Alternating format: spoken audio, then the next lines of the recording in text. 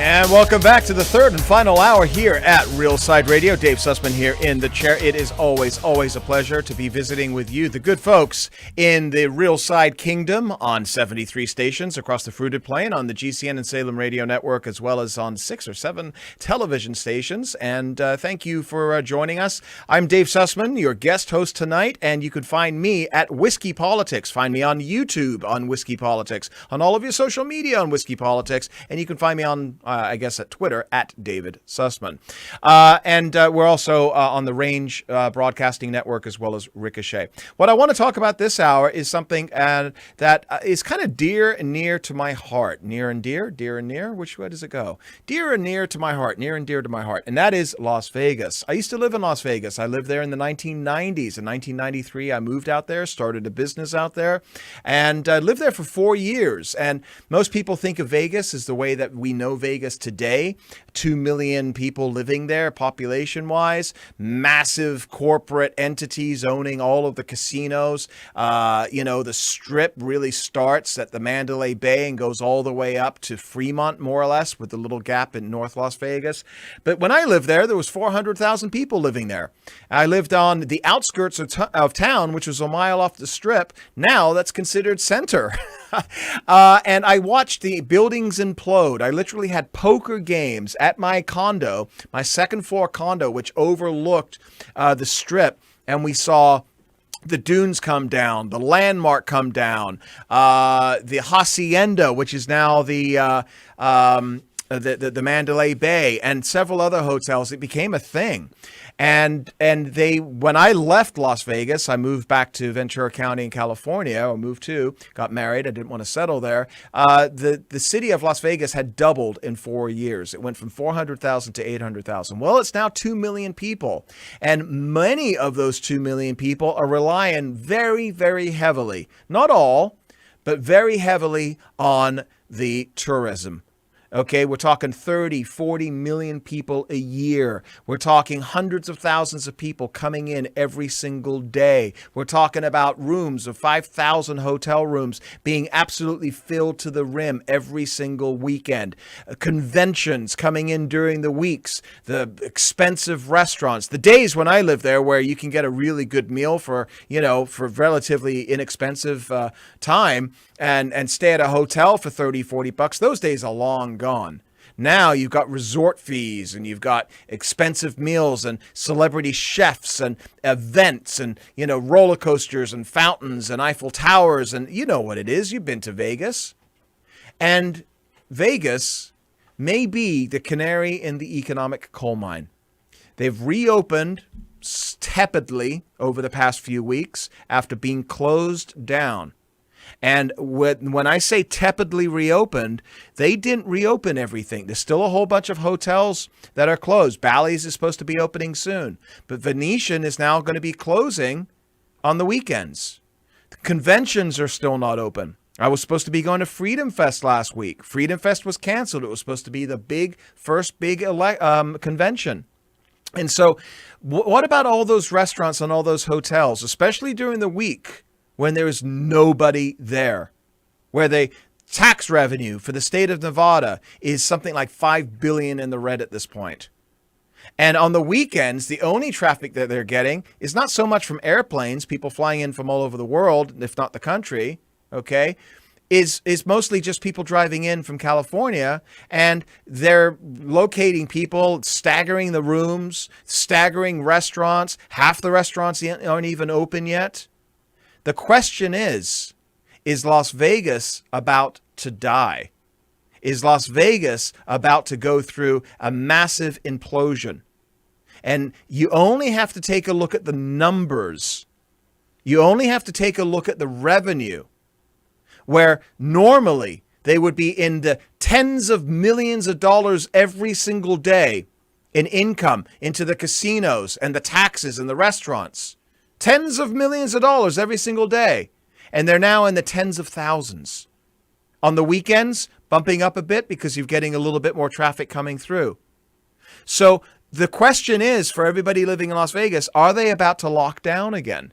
And if they do lock down again, what are we looking at? You have to remember, The state of Nevada is a no state income tax state. That's why so many Californians have moved there. It's one of the reasons I moved there in the 1990s. They don't have a way to raise taxes on everybody. Tourism, gambling, entertainment, flights, everything depends upon people coming to that town. Yes, they have a manufacturing base. Yes, it is definitely grown as it was from years ago. But are we looking at something really scary right now? Well, this next hour here, third hour, I want to talk about this, and I want to talk with Dale Davidson. He is the host of Las Vegas Tonight, a fantastic show, and we'll talk about all of this and get his perspective as well, because if what happens in Las Vegas is not staying in Vegas, is that going to metastasize across the country as many cities are now going into lockdown again? Can we handle this? Can we handle this as an economy? And possibly, how will it impact the election? So this is something that I quite frankly, when I take a look at the tea leaves of the economy, you've got to take a look at Las Vegas. You've got to take a look at travel and tourism. You've got to take a look at, are they going to be, the unions, are they going to be laying everybody off? Are they still paying them? Where's that money coming from? It's pretty scary stuff. And I don't know about you, but I don't want to get on an airplane and fly anywhere right now. Yeah, I'm sure many people feel the same way. And I'm somewhat brave. I just don't want to be in that environment right now, especially as we're learning more and more about COVID. So right after the break, Dale Davidson is going to join us from Las Vegas Tonight. Dave Sussman here in the chair at Real Side Radio. Don't go away. And welcome back, Real Side Radio on the 73 stations on the Salem Radio GCN network. And delighted to be here. Hello, folks in the chat room as well, watching us at realside.com/watch. And it's just a lot of fun being here tonight. But I'm about to talk about something, as I just did the preamble in the first before the break there, about what is happening right now in the great city of Las Vegas. It is a great city. I lived there for years. I feel like it's a part of me. And I'm really, really scared to see what is now happening, and there's no better person to talk about it than somebody that is not just living there and a citizen of the great state of Nevada, but is actually the host, the interviewer extraordinaire of Las Vegas Tonight, Dale Davidson. Welcome to the show, Dale. How are you? Thank you, Dave. It's really great to hear from you and see you again. I missed having an interview with you at Freedom Fest like we did this time last year. That Freedom Fest was just canceled last week. It was supposed to be the first convention back over at Caesars. It was originally at Paris, and then they moved it to a smaller venue at Caesars, and it literally got canceled a week before. Yes, and they were very angry about it. And I talked a little bit to Scousins? A couple of the people that were involved in getting it off the ground, and there's a lot of money was lost, and I'm really, really angry as they are with Steve Sisolak, who's our illustrious governor. I call him the Imperial Prefect of New Jerusalem. He is trouble, man, and he's doing a lot of damage to our city, I'm afraid to say. Yeah. Well, first of all, let me just say I love the hat, and I'm ready to go tropical right now, man. I just wanted to show you that we can party even in a lockdown. And in your honor, whiskey politics, I got an old fashioned here. Oh, thank you, good sir. That's awesome. Awesome. I'm in a radio booth. I probably shouldn't be doing that. But so let me get the lay of the land. I'm deeply concerned. Venetian is now saying they're closing. Bally's is still tentatively opening. Half the hotels haven't really fully opened yet. There's numbers are not there. You've got zero traffic during the week because there's no conventions, and you've got a small percentage of people coming in on the weekends. How long can these large casino corporations and hotels last?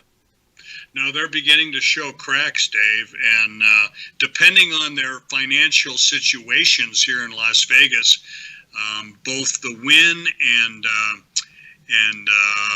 the Sands Corporation fully paid their employees throughout the entire lockdown, but now they're beginning to rethink that. MGM and Caesars Entertainment both have difficulties financially, bankruptcy, in fact, facing bankruptcy. and they just furloughed and laid off thousands of people. So we're very concerned for the economy. And again, I think the governor's not doing us any good. He closed the bars down again, by the way. I saw that. Starting Friday, you've got bars. So, but bars in the casinos could remain open, but individual or independent bars can't. Is that what I understand? Yeah, I think that's correct. I believe even in the casinos that you can order drinks and sit at the tables adjacent to the bars. They don't want you at the bars, and they mostly want the servers to come and get drinks at the bar and bring them to you. So, you know, it's a bad compromise. And there are a lot of independent, as you know, there are a lot of great bars in this town, independent bars. You know, I was thinking about the Atomic Bar. Did you ever go to the Atomic Bar in Fremont? Yep. So, yeah, great history. Old school, man. That is some old school. I love that stuff. Really old school. Yeah. They called it the Atomic Bar because people would sit on the roof in their lawn chairs and watch the atomic bomb tests 65 miles away at the test site. Yeah. And you know, and my attitude, I was thinking about that the other day and thinking, we're afraid of coronavirus. We used to sit up there, right, and you know, just let it drift over to us as it went to Utah and killed all the sheep. You know, but it's closed down. Their restaurant is open, but they've closed the bar. And let's face it, a lot of the taverns on the Fremont Street Experience in downtown Las Vegas that all have a great history, are facing ruination right now. You know. Yeah, I really am concerned because Vegas is technically it's kind of a boom or bust town. It was the hardest hit in 2009 and took you guys years to come out of it. And you and I were just talking during the break, and some parts of Las Vegas are still feeling the effects of 2009. And so, I mean, I'm going to ask you in our last couple of minutes here before our first break together to put on your prognosticator hat. Do you see that boom bust cycle, or I guess say a bust cycle now happening? Again, real estate, whatnot. Yeah, real estate really climbed up until this coronavirus. Much of the losses and people being underwater in the on their mortgages and so on were turned around and reversed. I don't think people at this point are facing ruination. The banks have been pretty forgiving as far as mortgage forgiveness and allowing you to add it on to the end of your mortgage and so on. So I think we're going to survive if we can get back to work in the next few months. I think that's really crucial. People are going to be running out of money here soon with the unemployment insurance if it doesn't get renewed. So I'm a little worried about that. But if it is renewed and our gig workers can get a little bit of work on the side, I think within a couple of years, we'll be back to where we were. Well, let's hope so. That's actually a very positive outlook. Yeah, maybe I'm reading or watching the wrong folks, because you know I'm hearing a lot of hand wringing, pearl clutching, consternation happening right now. That there's just the problem is, and you know this better than anybody, there's no state income tax, and they have and we're going into our first break here. We can talk about this afterwards, but I understand that there is a constitutional requirement by the state of Nevada that it has to have a balanced budget, right? It has to, yeah. And it's a biennial budget, so they have to have it balanced for 2 years. And right now they're at a $1.2 billion shortfall, which is a lot in this state because that's $1 out of $4 in the whole budget. You know, California spills that much in a week, but here that's a lot of money. Well, a lot of people don't realize this, but basically Clark County is Nevada as far as the economy goes. You've got, you know, trucking and Reno, but that pales in comparison. So pretty much all of the revenue for the state of Nevada and Carson City comes from Clark County, which is Las Vegas. That's correct. And the governor has a special session going on right now in Carson City. and we'll see what happens All there. right. Well, we're going to talk more about this. We got Dale Davidson. We're going to talk about Las Vegas tonight as well, his show. Right after the break here, Dave Sussman, Real Side Radio. Don't go away, folks. Here's how you get him. He pulls a knife, you pull a gun. He sends one of yours to the hospital, you send one of his to the morgue. That's the Chicago. You know, that's one of the greatest movies, if you haven't watched it in years, and I hadn't watched it in years, The Untouchables. Kevin Costner, Sean Connery. You ever see The Untouchables, Dale Davidson, with Las Vegas Tonight? It's a great movie. Yeah, it truly is. And Casino, have you seen Casino? Oh, yeah, many times. In fact, I was living there when they were filming it at the Riv. Oh, is that right? I didn't know that. Yeah, Wow. yeah, it was the Riviera was when they had just finished filming, and also, by the way, Con Air. Remember the movie Con Air with Nick Cage Yes, and John I do. Malkovich? So I do, that was filmed over the city of Las Vegas, and for 3 or 4 days, that airplane scene, which lasts for a whole 3 minutes in the movie. You know, they were in that big bomber or the cargo plane. It was flying over the strip and about to crash into the strip. They filmed that for 3 days. That cargo plane was just going up and down the strip. It was really interesting. So tell our folks a little bit about Las Vegas Tonight. Las Vegas Tonight is an interview show. I started it back in 2007, believe it or not. Wow. We've been doing it weekly, basically weekly ever since, coming up to 400 episodes. It's what's most amazing, which tells you a little bit about Vegas, is I have never had to beg or even call anyone to be a guest. People come out of the woodwork to be on the show, and there are so many great stories in this town, as you know. Yeah. It's a terrific town full of characters, and I just love interviewing them and just turning the mic over to them and say, tell me what it was like when you were here in the 50s or the 60s or the 70s. And there are great, great stories about Vegas. And so that's really what it is. So you have celebrities, entertainers, Yes. and you also dabble a little bit in politics as well, correct? As far I as do. topics. Yes. Yeah, we bring politicians on and prospective politicians as well, sports figures, often people coming through town have heard about the show or been on the show, and they like to stop in and tell us a little bit about what they're up to, the entertainers and so on. It's just really an exciting thing to do. I love doing the show. I hope to keep doing it as long as we can. It's an hour. And it airs now on 275 stations across the country. Wow. On the Walk TV. And it's also on a couple of apps, the AC TV app, which is Asian Culture TV in English, and pretty popular in the Asian countries, because as you know, Asians love Vegas. Yeah, they really do. certainly do. Well, they copied, Vegas with Macau, didn't they? Oh, they sure did. And I remember Steve Wynn, the now departed chairman and founder of the Wynn Company, who said, we're not a Vegas company. We are a Macau company that happens to be headquartered in Vegas. I remember hearing that. Yeah. Yeah. What? Let me ask you this. Don't mean to put you on the spot right now, but one of your favorite guests or one of your favorite stories that you've heard about Vegas coming from your show? I had a hitman on one time. Did you really? Yeah, who actually his story was told on Casino. I don't know that I'll use his name because he's actually still around, but he was pretty fascinating, and he talked about. We were talking about the movie Casino and how Lefty Rosenthal had been exploded in front of a rib joint. That was the De Niro character. Yep. Yeah, that's right, the De Niro character, and I asked him about that on the air, in fact, and he said pure amateur hour.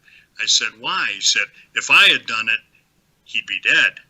I said, what did they do wrong? And he said, well, we're pretty sure that his wife wanted the insurance money, so she hired a couple of Hell's Angels, and they didn't do a very good job of putting the bomb under the car. Wow.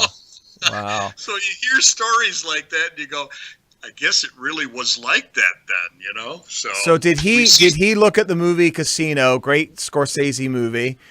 Second only to Goodfellas, in my opinion, on that genre. Did he look at that movie and say that it was accurate, or what? Yeah, he seemed to believe that it was pretty close.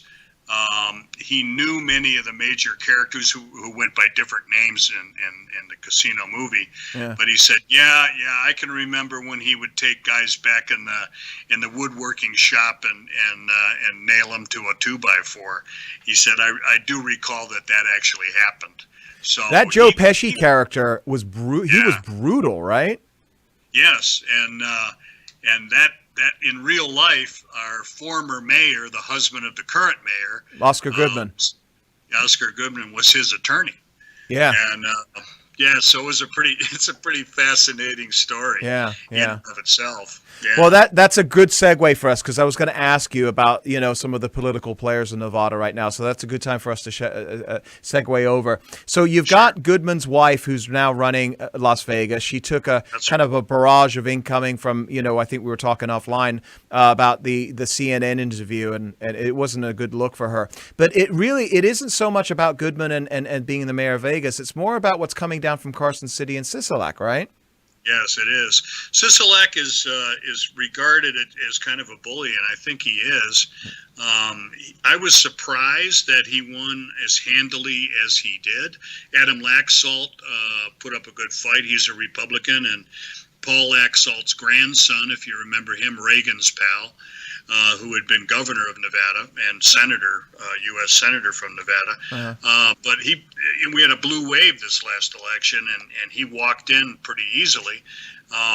He had been county commissioner and got kind of a reputation for mixing it up and having sharp elbows when he was there at the county commission. In fact, an example of that is when he was on the county commission, his district included the Strip. And a lot of people don't know or don't realize that the Strip is actually outside the city limits of Las Vegas and is in the county. So he told Carolyn Goodman that she was not permitted to come and give the key to the city to anybody, any convention people on his turf. Yeah. So that's kind of the kind of guy he is.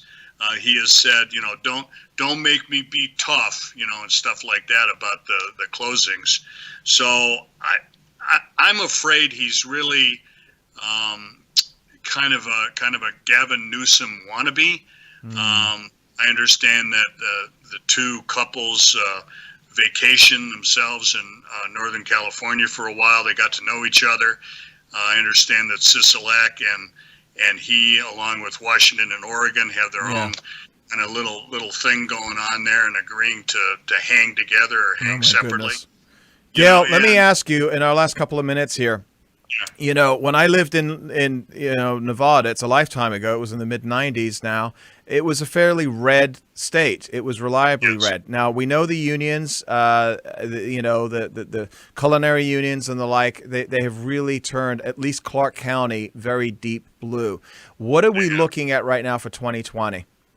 I think it's a purple state at best.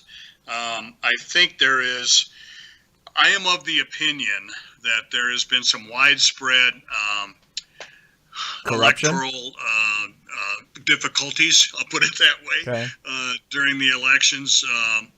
Harry Reid and his people have been pretty tough when it comes to garnering votes. Clark County, I think, is reliably Democratic now. The rurals, as we call them, and Reno and its areas up there in the north part of the state, I think are reliably conservative, but the numbers keep growing down here, so I think it's going to be a blue wave again. That's pretty scary. I know that Trump was looking at Nevada as one of his pickup states next to New Mexico. And now, with everything that's happened the past 3 months, in our last minute here, everything that's happened in the 3 months, it looks like he's now playing defense. He's kind of back on his heels again. And they're talking about possibly losing even Arizona at this point. Wow. I hope not. Yeah. And I really hope that people can see through what's going on and understand that the Democratic governors are holding us hostage. I think Trump can win. I honestly do. I do too. And I think that it's going to come down to the debates. And if we've talked about this tonight and on my show, and I'm sure you've talked about it as well. And if Trump can stop basically making it about himself, because there's a lot of people that don't like Trump the person, but they like his politics and they like his policies. And most people should be scared to death with what they're seeing coming from the Marxist left right now. It's they look at Joe Biden as a nice old man and he's harmless. You and I both know that he's just a puppet on strings. But anyway, Dale Davidson, tell everybody again where to find you real quickly. We're running out here. Okay, Las Vegas tonight's my show, and you can reach me at vegassaints.org. Dale Davidson, thank you so much. Great having you on. God bless. We'll be right back here after the break, folks. Thanks.